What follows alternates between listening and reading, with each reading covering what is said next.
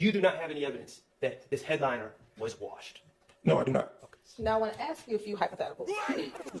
Samples from the headliner from the Audi A5. Let's play the hypotheticals first. No one from GBI took this headliner between March 23rd and June 1st and slipped it in the laundry.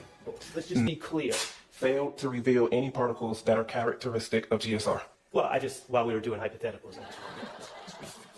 Okay. If you're new, make sure y'all hit that notification bell, that like, share, comment, and subscribe. Grab a seat. We finna dig deep. What's up, YouTube family? Welcome back to the channel. Man, I'm your host, Jay. And man, y'all know we got to talk about this ysl-rico trial. Now, the state, over the past week, we've seen them try to actually bring this case to a close, introducing a new witness. But ask yourself this: how many losses can the actual state take when it comes to their own witness? Now, in the last video, we actually broke down how the state used the last lead detective to try to actually help paint the narrative. But that detective, his testimony, actually got exposed by the defense. And ask yourself, how can these defendants actually be charged if there were no actual fingerprints? Now, today's witness for the state is actually here to prove whether the headliner from the car from the night that SB was driving the Audi actually tested positive for GSR. But ask yourself this: without a trace, does the state have a case? Let's dig. So for this particular case, I was tasked with actually sampling the headliner before beginning my examination. And so I took this item of evidence into a clean processing room and began sampling this headliner using those stubs or adhesive samplers that I mentioned earlier. Do you see the adhesive stubs that you use in this case? The adhesive stubs are not here unless they've been put inside. Oh, they're inside actually. So the adhesive stubs are a separate item that I created once I was finished sampling the headliner. I used 2 stubs in total when it came to actually sampling the surface of the headliner. Keep in mind, this is a sampling process. Not every square millimeter of that entire headliner can be covered by these stubs.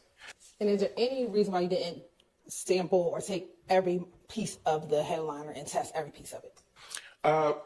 It's a large surface area, and it is not efficient to be able to, I guess, get a representative sample of the entire surface area.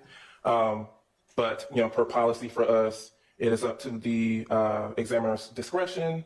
Whenever the tack or the adhesive, the stickiness is lost on those samplers, you can either stop there with your sampling or use another adhesive sampler to continue sampling. And for me, I used 2 stubs for this particular headliner.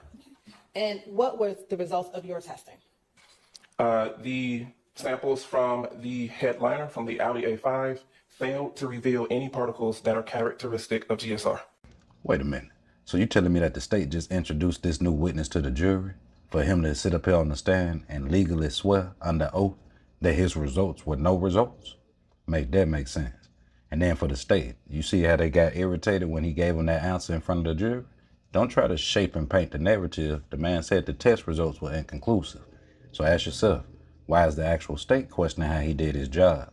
Don't embarrass this man on the stand, because y'all getting embarrassed in this case. Let's dig. Now, since you only tested a sample of the headliner, is it possible that there could have been GSR on the portion that you did not sample or that you did not stub? It is possible that there is a small amount of GSR somewhere on that headliner that I happened to miss with the sampling process. Now, I want to ask you a few hypotheticals. If a person is driving a car and they pull up to a red light, and at that red light, the same driver, I'm going to ask first, sticks their hands outside of the window, and they fire a .40 caliber handgun, would you expect gunshot residue to enter into the car that the driver was in? And it's the driver that stuck the... Yes, the driver, the person who stuck their hands outside of the window and fired the firearm. It's possible that a small amount of GSR could still be deposited inside the vehicle through that open window or door, perhaps, but not particularly a large amount of GSR. Most of that cloud or plume of GSR particles would be outside of the vehicle, but some of that still could be deposited inside as well. Now, hypothetically, if a person, Miss Hilton, if you're going to get that far away from the mic, will you use the lapel mic or pick one up and carry it with you, please? sure, I'll stay by the mic, Your Honor. Hypothetically, is this good? Can you hear me? Yeah, we heard you. You said hypothetically. Okay. Let's play a game called hypothetical. Let's hypothetically say that y'all actually had the correct evidence when it came to this case. Let's hypothetically say that reports didn't just disappear when it came to evidence that's getting presented by the state. Let's hypothetically say that y'all got the right people in the courtroom when it came to the victims that were impacted by this case. Let's hypothetically say that y'all, even as the state, got justice for the victims that were impacted on both sides of the case. Let's just hypothetically say that by the end of this trial, that watch is going to reappear. Let's just say that if y'all wouldn't have messed up so many times with this case, that we wouldn't have been out of here before the end of the year. But that's another story. Let's dig. Okay. Hypothetically, if a person is driving a vehicle and they have passengers in that vehicle, and for some reason they're in the same car, the passenger shoots a gun inside of the car, inside the same car, would you expect to find GSR inside of that vehicle? Yes, if the gun is discharged within the cabin of that vehicle, I would expect to find GSR inside of that vehicle. Would you expect to find more GSR in that vehicle where the gun was shot in the cabin, more than the gun that was shot outside of the window of the driver's side? Yes, it is reasonable to expect that more GSR particles will be found in the vehicle where the firearm was discharged inside of the vehicle versus the vehicle where the firearm was discharged outside of the window of the vehicle. My last question for now. Do the conditions in which a vehicle is stored affect whether or not you'll be able to find GSR? So for example, if the gun is fired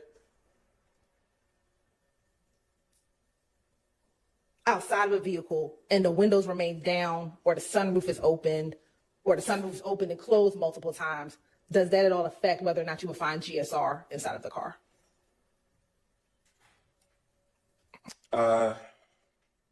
If the GSR particles are already deposited inside of the vehicle, I suppose it's possible that you would lose a small amount if the windows are down or the sunroof is open, just based on wind or maybe if it rained or something like that.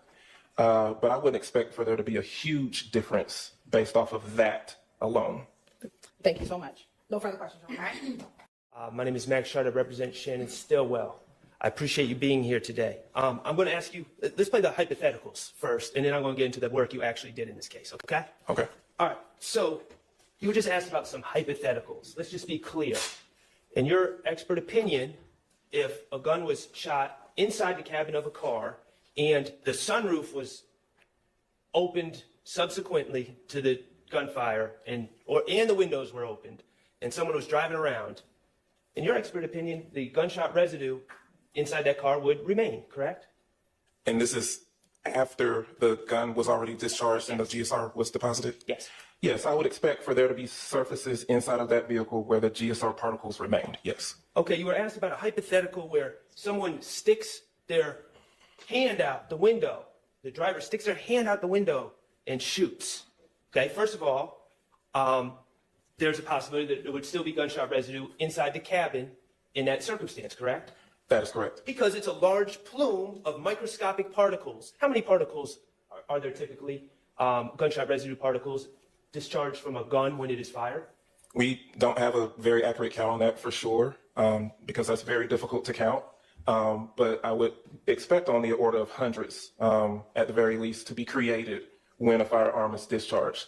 Now, where those particles are deposited, that's a different story. Could it be thousands?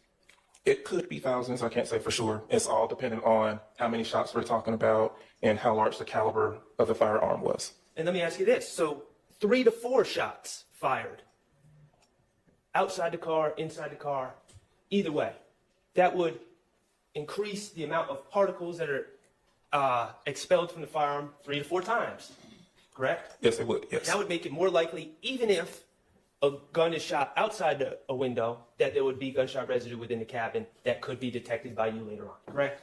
Yes, that is reasonable to expect that there will be more available to deposit on some surface somewhere, yes. Okay, and while we're playing the hypothetical, if someone stuck their arm out the window, the driver's side window of a car, and fired a gun, and it was on video, you would expect to see muzzle flashes, wouldn't you?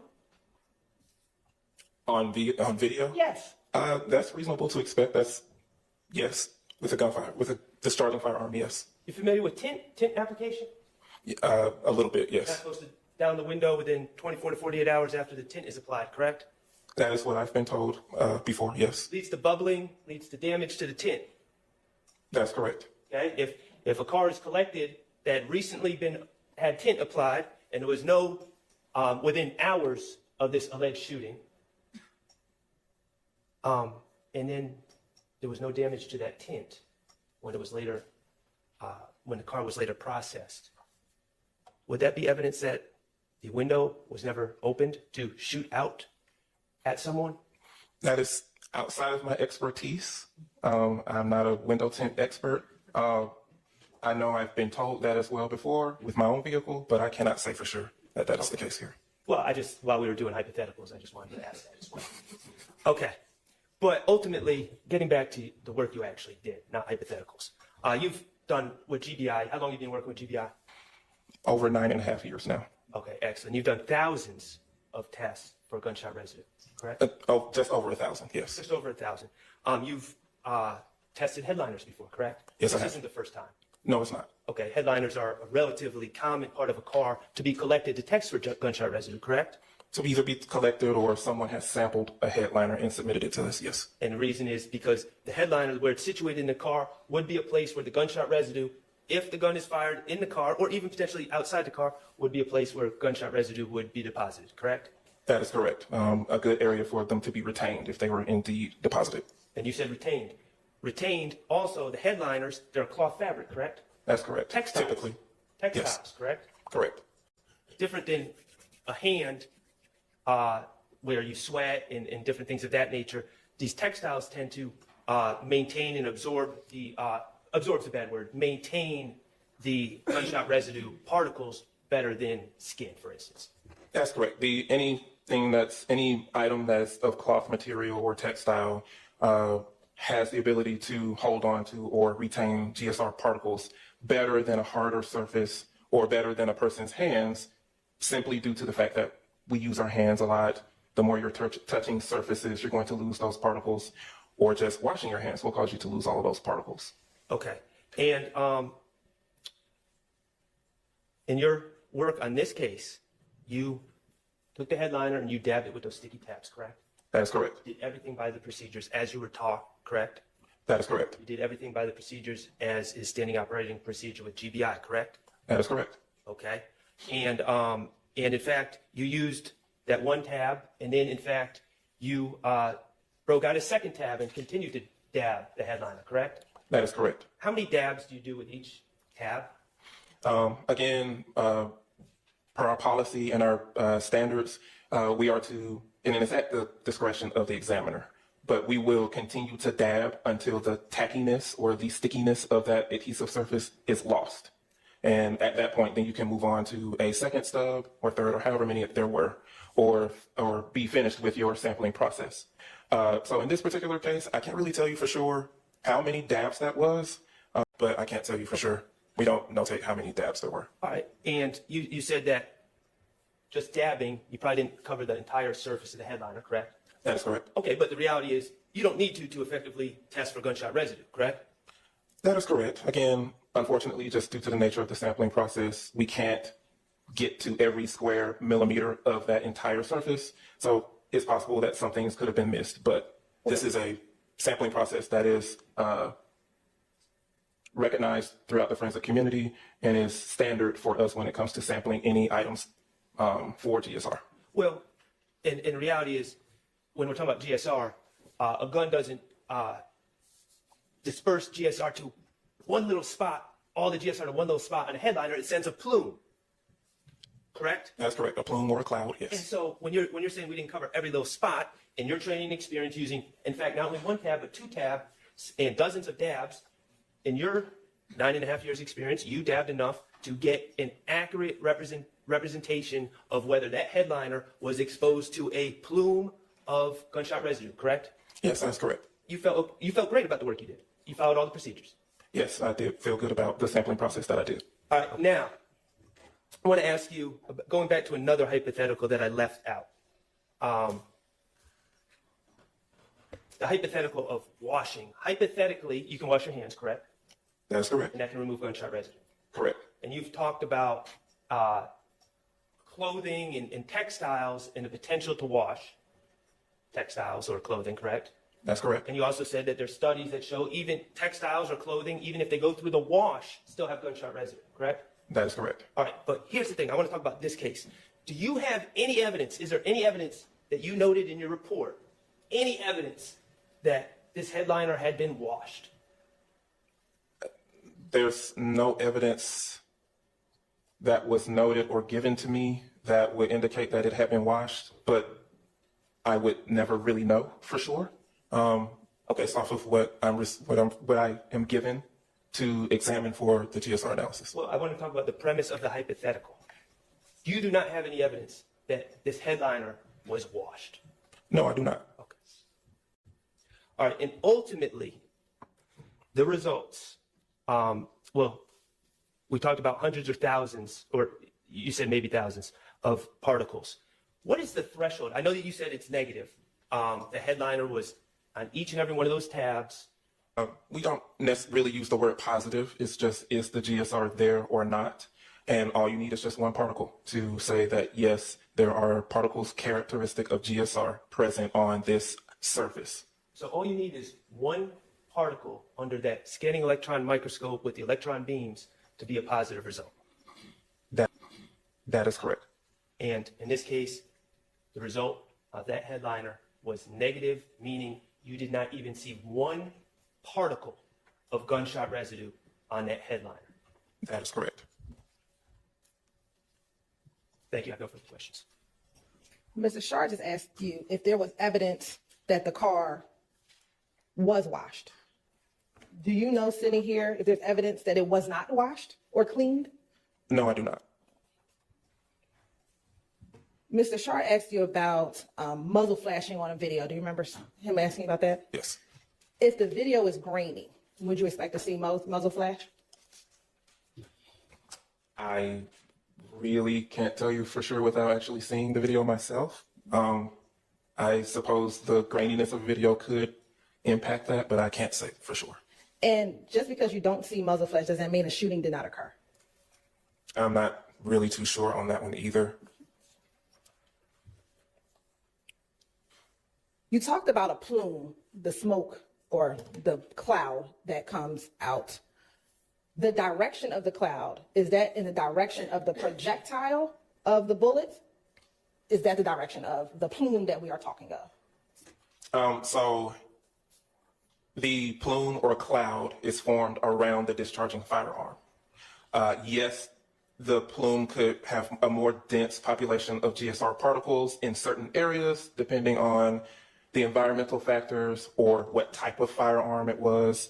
But it is a cloud or a plume of GSR particles that is created. And then you will also have some GSR particles traveling in the direction of the bullet with the bullet itself. Can the length of time between the depositing of the GSR and the testing affect whether or not you will find GSR? Yes, it can. And again, cleaning, vacuuming inside of a car, inside of a vehicle, that can affect whether or not we find GSR. Is that fair? Yes, Sorry. I'm sorry. Yes, that will affect the amount of GSR particles that are there.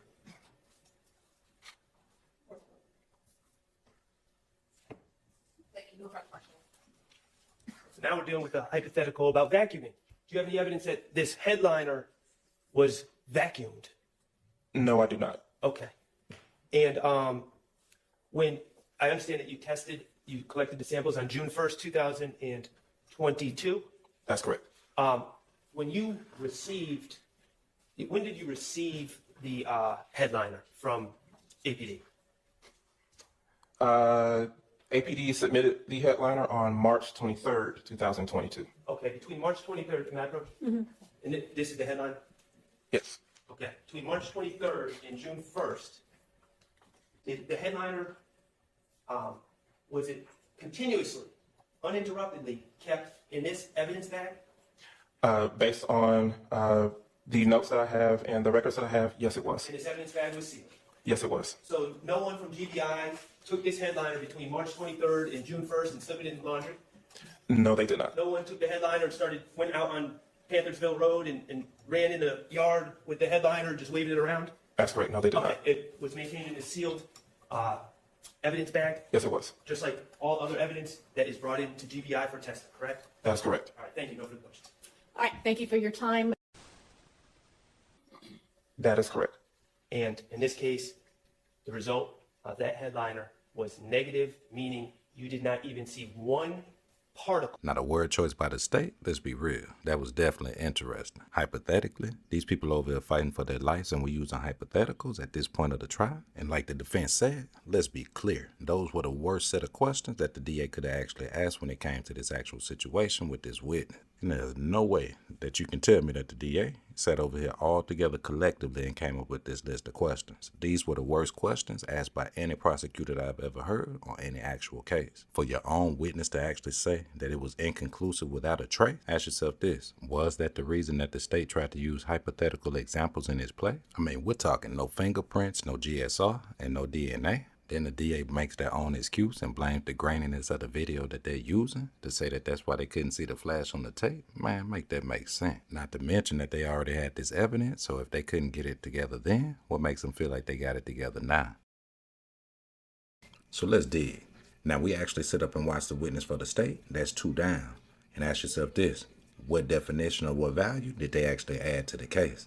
Now the state's narrative is that SB is actually allegedly responsible to this string of incidents, but ask yourself this: have we seen one witness that came up here and said that they actually had his DNA or his fingerprints? Matter of fact, the last 2 witnesses that we've actually said have actually separated him from a lot of those scenes. Now it's even interesting because when you actually listen to the state, they're still trying to paint hypothetical narratives of what if it could have been this, what if it could have been that, what if it was done this way, what if it was done that way. Here's the problem: possibly it wasn't. Here's another problem: possibly it was. Here's another problem: where's the evidence to prove either way? When you come up here and we listening to these different witnesses from the state, they seem like they're actually justifying what the defense says, not justifying the state. Now, even more interesting, if you want to dig even deeper, let's actually talk about the actual victims before we talk about the defendants. Now, these victims' families are definitely impacted by the state actually calling them saying, hey, we got an actual suspect for this case. But then when you turn around and they start digging through the investigation, through the actual witnesses, through the actual detectives that did the investigation, what do you get?